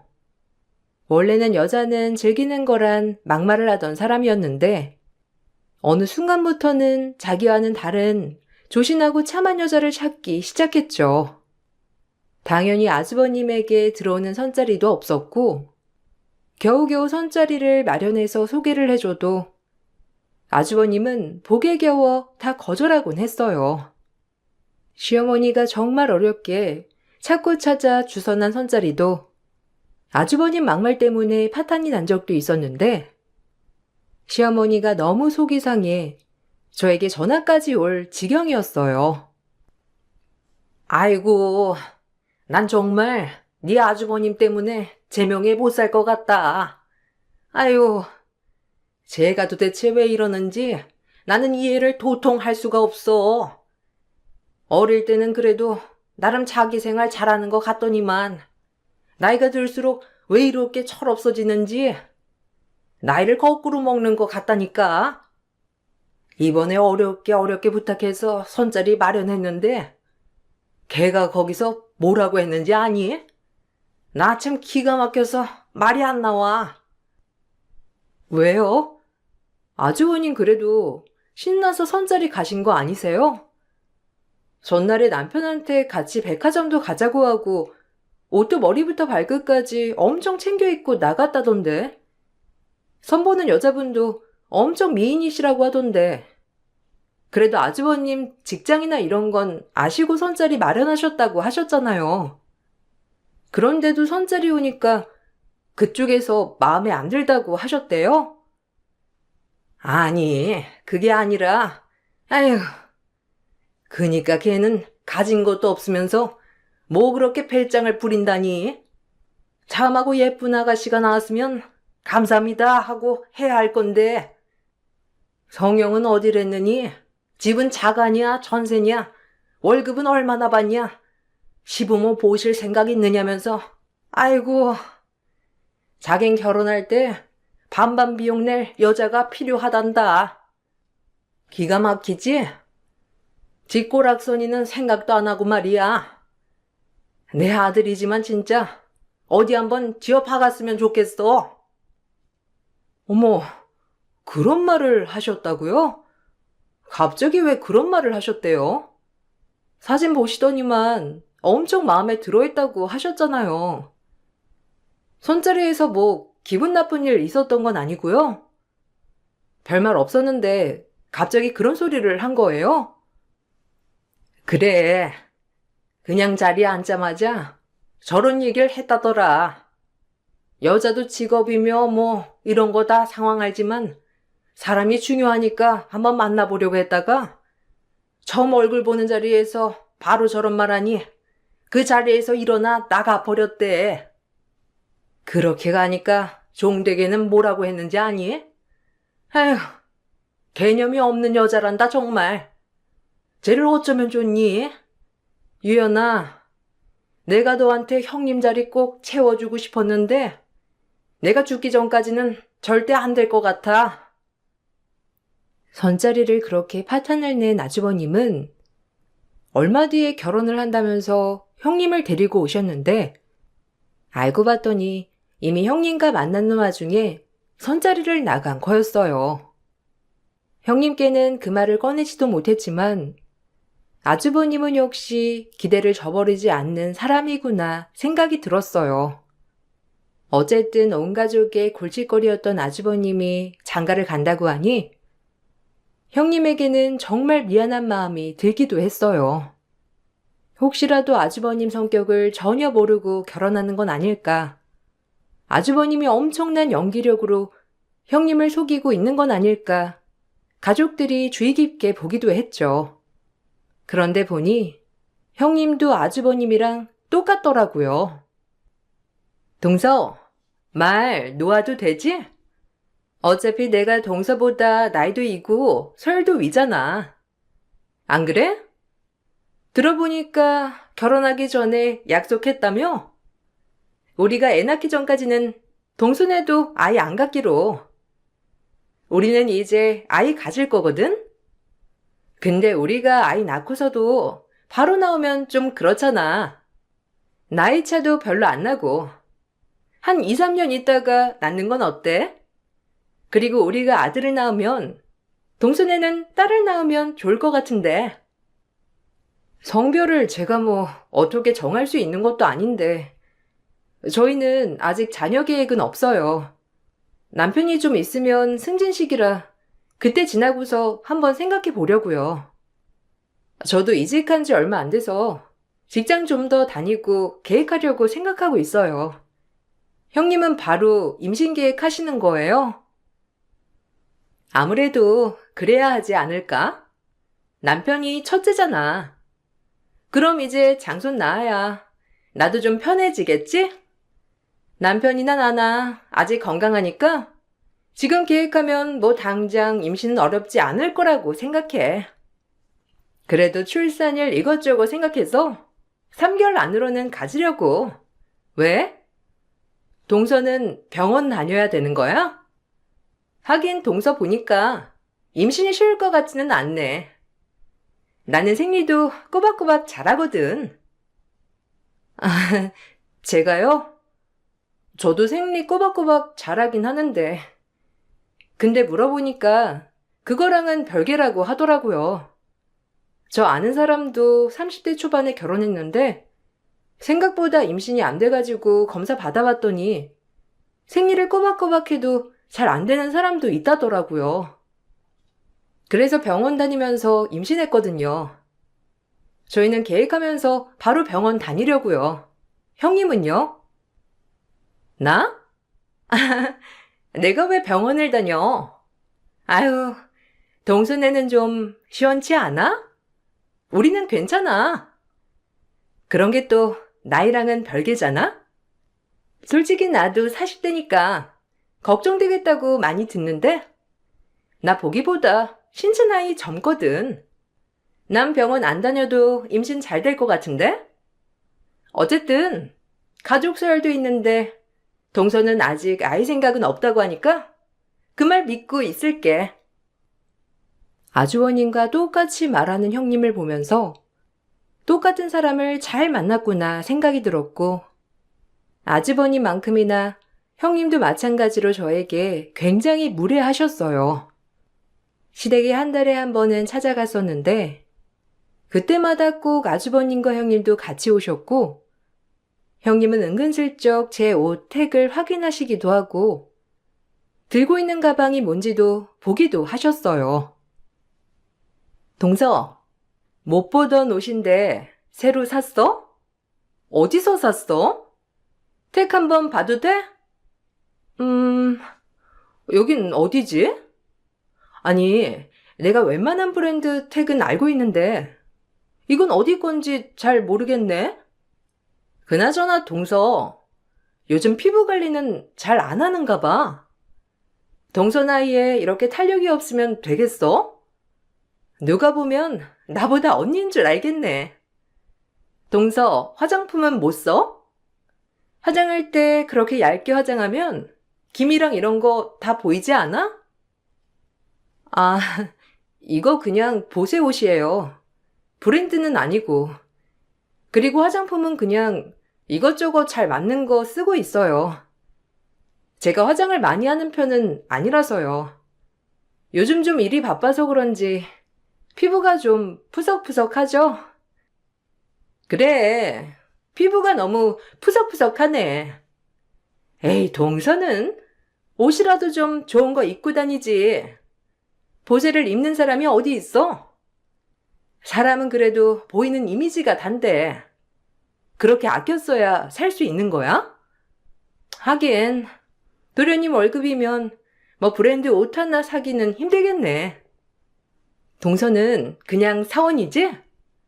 월급이라고 하면 얼마나 되겠어? 도련님은 언제 승진한대? 옷 사기 부담스러워서 안 사는 건 아니고요. 그냥 제 마음에 드는 옷 사서 입는 거라. 저는 브랜드고 뭐고 그런 거 따지면서 사는 건 아니거든요. 그리고 이번에 남편 승진했어요. 주변에서는 그래도 빨리 승진하는 편이라면서 말하더라고요. 그래? 뭐 그래봤자 직장인 월급 얼마나 오르겠어. 동서도 참 힘들겠다. 조그만 월급 아껴 쓰려면 그럴 수밖에 없긴 하겠네. 동서, 그러지 말고 나중에 우리 집에 좀 와. 나 안 입는 옷들도 많고 버리는 것도 많거든? 차라리 동서 나눠주는 게 낫겠어. 아우, 미리 알았으면 그거 버리지 말고 동서한테 줄 걸 그랬어. 브랜드도 없는 옷 입고 다니는 거 보니 짠하네. 대놓고 형님이 저를 무시해도 시부모님은 아무런 말도 못하셨고, 그래도 못난 아들 걷어간 형님이니 혹시라도 잘못 말이라도 꺼내면 다시 아들 되돌려 놓을까 걱정이 이만저만이 아니셨죠. 시부모님은 큰아들이 결혼을 하고 난 후에도 혹시라도 아들이 사고를 치면 어쩌나 전전긍긍 하셨는데, 그걸 알고 있었던 전 시부모님을 원망도 하지 못하고 답답한 마음만 갖고 있었죠. 그나마 남편이 적극적으로 나서줘서 마음이 괜찮았어요. 그래도 시부모님도 못 말리시니 형님은 시간이 갈수록 더 기세등등해 절 무시하시더라고요. 동서, 저번에 동서 친정 어디라고 했지? 무슨 읍이라고 했나? 아, 동서 혹시 어릴 적에 무슨 산 타고 놀고 그런 거 아니지? 나는 그런 거 TV에서나 봤지. 진짜 그런 곳이 있을까 싶었는데. 아니, 남편한테 물어보니까 동서네 동네가 딱 그런 곳이라고 하더라고. 동서는 나이만 나보다 어리지. 시골 촌구석에서 어렵게 지내다가 상경한 거야? 형수님, 그런 거 아니에요. 장인어른이랑 장모님께서 귀촌하셔서 주소지가 그렇게 된 거고, 와이프는 어릴 적부터 여기 지역에서 태어나고 자랐어요. 그렇게 따지면 형수님이 자란 동네가 더 촌이죠. 이 사람은 어릴 때부터 백화점이며 뭐며 다 다니면서 다녔는데요, 뭘. 형수님이야말로 수학여행으로 놀이동산 처음 가보시고 그런 거 아니세요? 아니, 나야 나이가 있으니까 그럴 수 있다지만 동서는 솔직히 저보다 나이도 어리잖아요. 동서랑 나랑 그렇게 비교하면 안 되죠. 동서, 그럼 이 과일 먹어봤어? 용가라는 건데 혹시 처음 본 건 아니지? 아유, 내가 동서네 친정에 이런 과일을 좀 보내드려 봐야 되겠다. 촌에 사시는 분들은 그런 거 많이 안 먹어보셨을 거 아니야. 아니, 형수님, 제가 뭐라고 했어요? 장인어른이랑 장모님께서 귀촌하셔서 그런 거라니까요. 와이프 대학 가기 전까지 이 지역에서 생활했다고요. 형수님 근데 너무 저희 와이프한테 관심이 많으신 것 같아요. 저번부터 자꾸 와이프 촌 출신이냐면서 말하는 거 보니까. 근데 그런 거 아니에요. 아이고, 알았어. 동서는 이렇게 남편이 두둔해주고 너무 좋겠네. 그냥 말해본 거예요. 동서, 기분 나빴어? 아니지? 장난이야, 장난. 기분 나빠하지 마. 그냥 나는 좀 신기해서 그런 거야. 동서네 친정 주소가 읍으로 되어 있어가지고 말이야. 형님은 매번 저를 어떻게든 무시하려고 혈안이셨고, 저나 남편은 그런 형님 태도가 너무 기분이 나빴지만, 그 누구 하나 말리지 않으니 뭐라 할 수도 없었어요. 시간이 흘러 저희는 아이 계획을 갖고 임신을 하게 되었고, 그 소식을 듣고선 집으로 누군가 바로 달려왔는데, 바로 아주버님이셨답니다. 재수씨, 내가 누누이 말했잖아요. 아니, 우리 한 약속은 어떻게 하고선 이렇게 대책 없이? 재수씨, 임신했다는 소식 듣고 와이프가 하루 종일 울고 있는 거 알아요? 당장 가서 재수씨가 사과해요. 내가 뭐라고 했어요?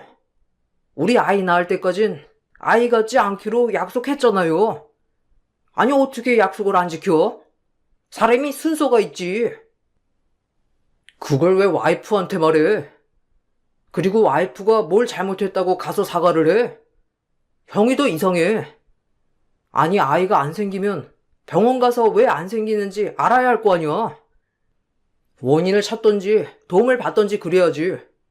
아무것도 안 하면서 임신을 바라면 뭐가 돼?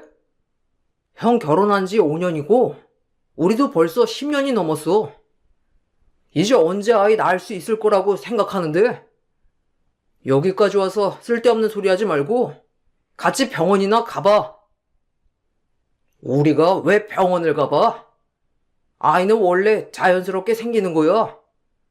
니들이 그렇게 욕심내서 순서를 안 지키니까 자연스럽게 생기려던 아이도 니들 때문에 안 생기는 거라고. 그러니까 재수 씨도 가서 와이프한테 사과해요.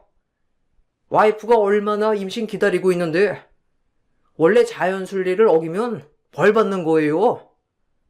우리가 먼저 임신해야 하는 걸 그쪽에서 먼저 해버리니까 임신이 되겠어요?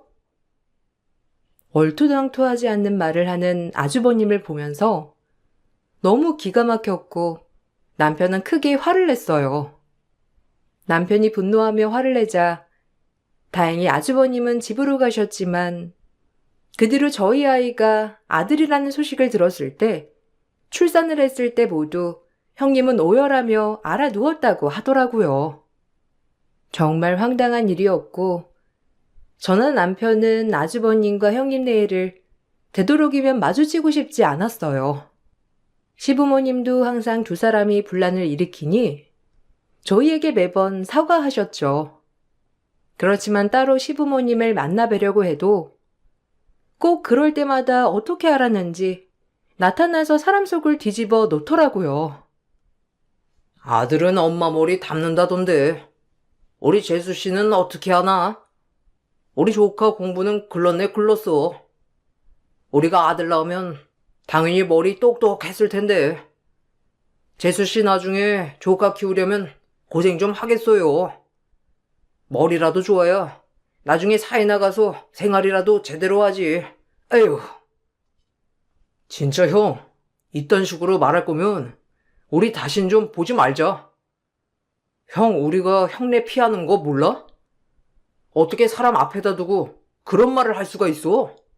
내가 나중에 형네 자식 보고 엄마 머리를 닮았다느니 어떠느니 하면 기분 좋겠어? 초등학생도 아니고 무슨 그딴 말을 해? 엄마랑 아버지도 그래요. 형이 이렇게 말하면 부모로서 뭐라고 말을 해야지. 입 꾹 다물고 아무 말도 안 하면서 나중에 뒤에서 우리한테 미안하다고 하면 끝이에요? 너 지금 무슨 말버릇이야? 어른이 무슨 말을 하면 내내하고 받아들여야지. 뭐? 형한테 그딴 말? 이게 정말 버르장머리가 없어졌네. 결혼하더니만 애가 맛이 갔어. 너 언제부터 형한테 이렇게 소리를 질렀다고 그래? 정신을 못 차리고 있어 진짜. 하긴 니들이 정신이 있는 애들이면 지금 이 사달이 낫겠냐? 여보, 너무 화내지 마. 당신이 차마 어린이잖아. 원래 첫째가 좀 고단한 편이지. 동생들이야 뭘 알겠어. 그냥 지들이 하고 싶은 대로 사는 거고.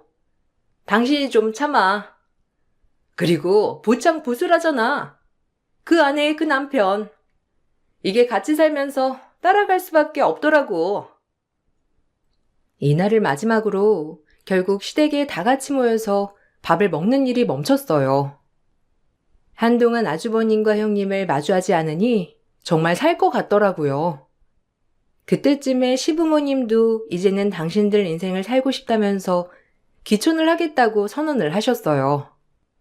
남편이나 저나 기촌 정보도 알려드리면서 집을 어떻게 구하는지 알아보고 있었는데 뜬금없이 아주버님이 집까지 찾아오신 적이 있었어요.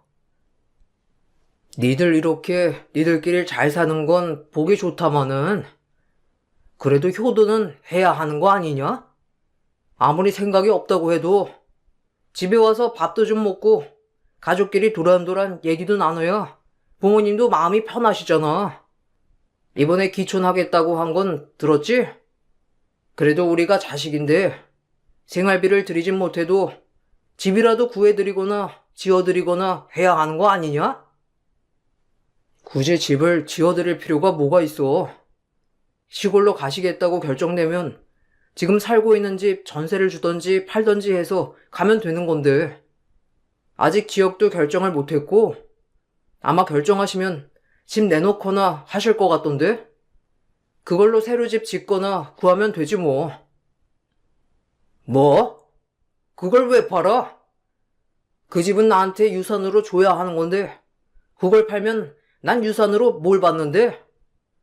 그거 원래 내 거야. 두 분 다 돌아가시면 내 건데 그걸 왜 팔아?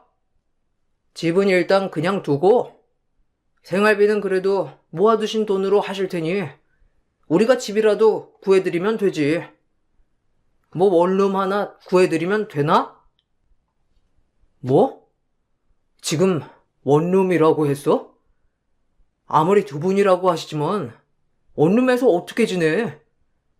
그리고 기촌하려면 시골집 구해야 하는 건데 무슨 원룸은 구한다고? 그리고 지금 부모님 사시는 집 꼭 형한테 유산으로 물려주라는 법도 없고 그걸 처분하든 뭐라든 그건 부모님이 알아서 할 일이지 우리가 관여할 건 아니야. 이런 소리 할 거면 찾아오지 마. 그 와중에 자신 유산을 챙기는 아주버님을 보면서 남편은 너무 어이없어 했고, 세상 이렇게 이기적일 수가 있는 사람들이구나 싶었죠. 그러던 어느 날 남편이 진급을 하게 되었고, 시부모님도 기촌을 결심하셔서 겸사겸사 다 같이 모여 외식을 하기로 했어요. 다들 즐겁게 식사를 하고 있는데 형님이 황당한 말을 꺼내기 시작했죠. 동서, 이젠 좀 살림 좀 나아지겠다. 아닌가? 우리는 뭐 아직 자식도 없고 둘이서 먹기 부족하진 않은데 동선에는 자식도 있고 여러모로 나가는 돈도 많잖아. 동서 안 그래도 브랜드도 없는 옷 입고 다니는 거 내가 내내 마음에 걸리고 그랬는데 그래도 이제는 브랜드 옷 하나쯤은 살 수 있을 정도는 되려나? 가만 보자. 도련님이 원래 직급이 뭐였죠? 대리였나? 그렇지. 이제 과장 되는 거니까 아마 대리지. 내가 그러게 뭐라고 했어. 한 회사에 뼈를 묻어봤자 뼈가루만 되지 뭐가 되진 않는다니까.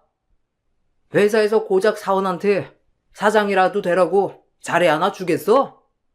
에휴, 내가 이래가지고 답답했다니까. 얘가 어릴 때부터 희한한 고집이 있어. 봐봐. 결혼도 오래 연애해서 결혼한 거. 여자도 이 사람 저 사람 만나보라고 그렇게 말했는데. 아유, 그러게. 원래 이것저것 많이 해봐야 사람이 좋은 선택도 하고 그러는 건데 도련님은 잘 그런 거 모르는가 보다. 어쨌든 과장이라니. 참 그 나이에 과장이면 밥은 먹고 살겠니? 에휴, 내가 안 그래도 이런 말을 안 하려고 했는데 내 친구가 도련님 회사에 다니고 있거든요. 안 그래도 진급했다는 소식은 듣긴 했는데 뭐 과장이라니. 열심히 한 대가가 그러니까 좀 그렇다. 아주버님과 형님은 분위기 파악도 못하고 둘이서 신나 깔깔 대더라고요. 저와 남편, 시부모님 모두 무표정한 얼굴로 두 사람을 바라보고 있었고 그때 기업부장 형님에게 회사 친구라고 했던 사람이 전화가 오더라고요. 형님은 호랑이도 제 말하면 온다더니 하며 저희에게 친구 이름을 보여주면서 아까 말한 그 친구라며 말을 했죠. 그런데 전화를 받던 형님 표정이 한순간에 어두워졌는데 너네 회사에 대표로 가는 건데 몰랐어? 라며 형님 친구 목소리가 들렸죠. 전화를 끊더니만 형님은 갑자기 사색이 되어 말을 했어요.